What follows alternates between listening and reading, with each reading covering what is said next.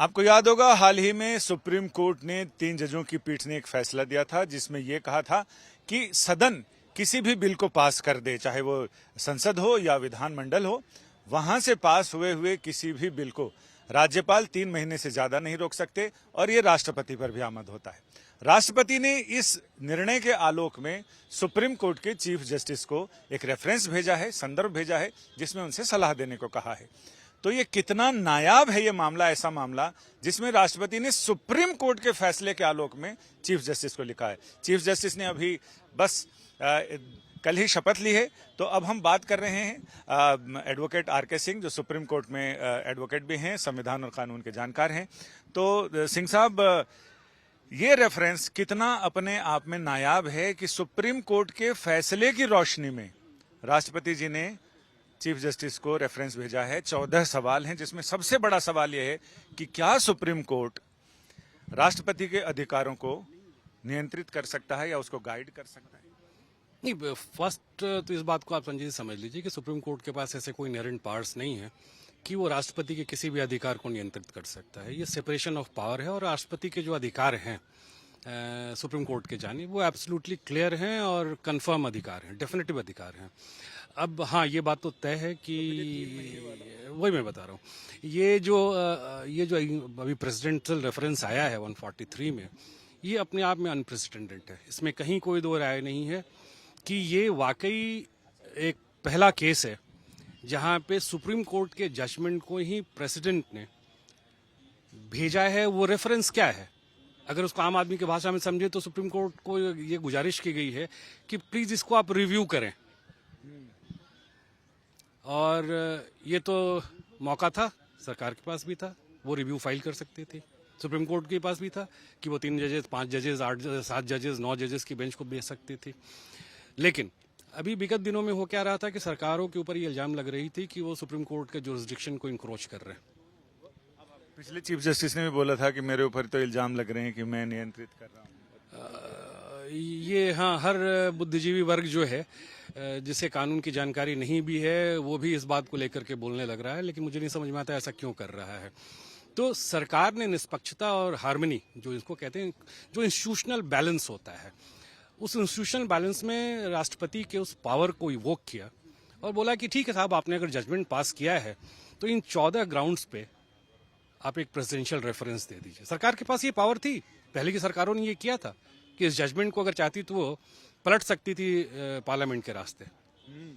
पहले भी ऐसा हुआ है, पहले बहुत बार ऐसा हुआ है, लेकिन सरकार ने ऐसा नहीं किया है क्योंकि ये मसला कोई साधारण मसला नहीं है, ये एक बहुत बड़ी बात है। अब ये हमें समझना होगा, आपके दर्शकों को ये समझना होगा कि सुप्रीम कोर्ट ने किस जानिब इस टाइप का फैसला कर दिया। जनरली आप देखेंगे कि तो फिलिंग द लेजिस्लेटिव गैप एक डॉक्ट्रिन है।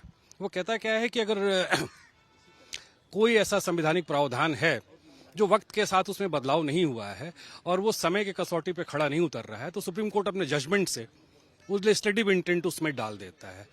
लेकिन ये एक एडवोकेट के नाते जितनी संविधान की समझ हमें है, ये clear cut case of filling the legislative gap नहीं है, क्योंकि इसमें आपने जो फिल किया है वो पूरे के पूरे एक्ट का नेचर ही बदल दे रहा है। आर्टिकल का, संविधान के आर्टिकल 200 चाहते हैं कि 142 में जो अधिकार मिले हैं, तो क्या ये उससे थोड़ा सा लिबर्टी ले ली गई है? उसमें नहीं, लिबर्टी ले नहीं गई है। ये हमें ये समझना होगा कि इस जजमेंट का इंपोर्ट कितना स्ट्रांग है। ये जो जजमेंट आया है वो आर्टिकल 200 के डीएनए को बदल दे रहा है और आर्टिकल के डीएनए को बदलने का अधिकार सुप्रीम कोर्ट के पास नहीं है। ये अधिकार विधायिका के ही पास है, क्योंकि आर्टिकल 200 में ये बातें 4 ही चीज हो सकती है। गवर्नर किसी बिल पे अपनी सहमति देंगे, सहमति नहीं देंगे, वापस उसको भेज देंगे या राष्ट्रपति पर भेज देंगे। लेकिन आपने तब तक क्या किया, आपने इस जजमेंट में क्या हुआ, उन्होंने एक टाइम लिमिट फिक्स कर दी। ठीक है, बहुत सारे ऐसे कमीशन हुए, MM पुंछी कमीशन थे, वेंकट चलिया कमीशन थे, सरकारिया कमीशन थे, मालिमत कमेटी थी, कॉन्स्टिट्यूशनल रिव्यू कमेटी थी। सबने बोला था कि टाइम फ्रेम होना चाहिए, लेकिन ये रिकमेंडेशन था। कमिटीज का रिकमेंडेशन बाइंडिंग नहीं होती है। आपने बैकडोर से उस रिकमेंडेशन को बाइंडिंग कर दिया। कायदे से ऐसे सिचुएशन में पहले भी हुआ है, सुप्रीम कोर्ट ने बहुत सारे ऐसे मसलों में किया है जहां पे कॉन्स्टिट्यूशन साइलेंट है। सुप्रीम कोर्ट एक ऑब्जर्वेशन देता है कि और पार्लियामेंट को यह सलाह देता है सरकार को कि पार्लियामेंट का रूट लेते हुए इसको आप बदल दीजिए। कम से कम ऐसी एक्रिमनी तो नहीं होती, लेकिन ये एक एक्रिमोनियस सिचुएशन जिसको कहते हैं कॉन्स्टिट्यूशनल एक्रिमनी स्टार्ट हो गया है, जिससे बचना चाहिए था।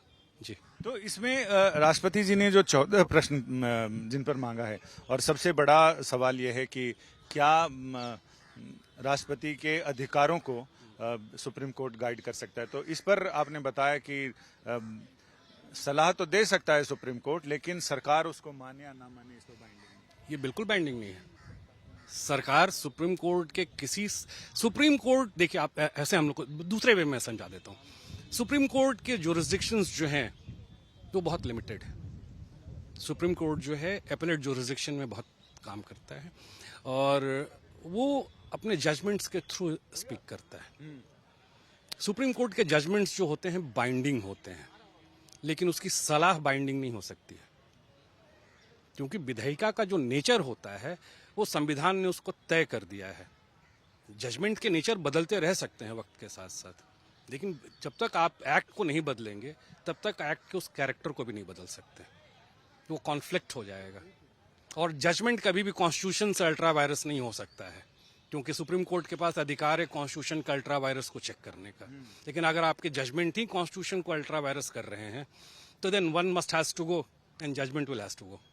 इसमें एक और बड़ी चीज की, जिस तरह से सुप्रीम कोर्ट ने 3 जजों की पीठ ने कहा कि 3 महीने में आपको डिसाइड करना है, क्या संविधान बनाते समय इस मसले पर बात हुई थी कि टाइम फ्रेम दिया जाए या नहीं दिया जाए, या सुप्रीम कोर्ट ने पहली बार ये ऐसा? नहीं, संविधान, ये तो हमारा बड़ा यूनिक चीज है। हमारी संविधान सभा जब चल रही थी तो शायद ही एक ऐसा कोई प्रोबेबल सिचुएशन होगा जो वो ब्रिलियंट लोगों ने उसको कंसीडर नहीं किया था। गवर्नमेंट ऑफ इंडिया एक्ट का जो 75 एक्ट है वही तो बाद में आकर के आपका आर्टिकल 200 बना। तो संविधान सभा पे इस पर चर्चा हुई और बहुत बड़ी चर्चा हुई, जिसमें अम्बेडकर साहब ने भी बहस लिया था, यंगर साहब ने लिया था, सिन्हा साहब ने लिया था, और उन लोगों का एक मत से ये मानना था सबका कि गवर्नर जो है, जैसे शमशेर सिंह के जजमेंट में 1974 में ये बोला गया कि गवर्नर का रोल जो है कॉन्स्टिट्यूशनल पद है, लेकिन वो जो पद है वो मतलब कॉस्मेटिक पद है। तो जब थोड़ा संविधान सभा में चलते हैं, संविधान सभा में जब इस पे बहस हुई तो बोला गया कि ठीक है, हम गवर्नर के विवेका डिस्क्रिप्शन पे इसको छोड़ते हैं और उसको बाइंडिंग नहीं करते हैं, क्योंकि बाइंडिंग करेंगे तो उसके ऊपर प्रेशर आ जाएगा। क्योंकि जो बिल उसके पास लाई जाती है, बहुत बार होता है कि केंद्र में कोई और सरकार है, राज्यों में कोई और सरकार है, केंद्र उसी मसौदे पे और बिल पास कर रहा है, राज्य सरकारें कुछ और कर रही है। अब वेस्ट बंगाल का एक केस देख लीजिए, ऑलरेडी यहाँ पे सीआरपीसी जो नई क्रिमिनल लॉज हैं उसमें रेप और मर्डर के प्रोविजंस हैं। वेस्ट बंगाल गवर्नमेंट ने एक नया एक्ट पास कर दिया और केंद्र को, राष्ट्रपति को भेज दिया। अगर गवर्नर उस पर बैठे हुए हैं तो फिर क्या गलती हो गई? अब एक मुल्क में क्या 2-2 सीआरपीसी के प्रोविजंस चलेंगे क्या? तो ये सिचुएशन भी देखना चाहिए था। तो सुप्रीम कोर्ट जो विधानसभा कॉन्स्टिट्यूएंट असेंबली थी उसने इसको डिस्कस किया और बोला कि नहीं, ये गवर्नर के डिस्क्रिप्शन पे ही रहना चाहिए, तभी समन्वय बना रहेगा, क्योंकि हमारा फेडरल स्ट्रक्चर है और फेडरल स्ट्रक्चर में कॉन्स्टिट्यूशनल हार्मनी बहुत इंपॉर्टेंट है in the areas where acts has to be passed. तो अब ये इतिहास देखें और अभी के माहौल में सुप्रीम कोर्ट का ये रेफरेंस पे विचार करना, तो इसमें कहा जा रहा है कि 5 जजों की पीठ ही इस पर विचार कर सकती है, ऐसा है? कायदे से इसको 5 जजेस की पीठ को ही करना चाहिए, या उससे ज्यादा? 5-7 ये तो होना चाहिए था, क्योंकि ये छोटी मोटी बात नहीं है। आप एक जजमेंट से गवर्नर के पूरे ऑफिस को कंप्लीटली स्टैंड स्टिल कर दिए हैं। अगर गवर्नर का ऑफिस स्टैंड स्टिल हो रहा है तो राष्ट्रपति का हो जाएगा, अगर राष्ट्रपति का हो रहा है तो कैबिनेट रुक जाएगी, अगर कैबिनेट रुक जाएगी तो पार्लियामेंट डिसफंक्शनल हो जाएगा। तो Supreme Court certainly can not replace Parliament, neither Parliament is going to replace Supreme Court. आपने इतनी पेचीदा बातें सरल अंदाज में समझाई, यानी बात निकली है तो दूर तलक जाएगी, और जब बात जाएगी तो सभी लोगों की निगाहें सुप्रीम कोर्ट की ओर टिकी हैं कि सुप्रीम कोर्ट इस रेफरेंस पर कितने जजों की पीठ में विचार करता है, किस दिशा में विचार जाता है, और फिर फाइनल क्या आता है, जिसको देखने की उत्कंठा और उसकी उत्कंठा सारे लोगों के बीच है कि आखिर सुप्रीम कोर्ट का फैसला इसमें क्या आता है। कैमरामैन अश्विनी हेलन के साथ संजय शर्मा, दिल्ली, आज तक।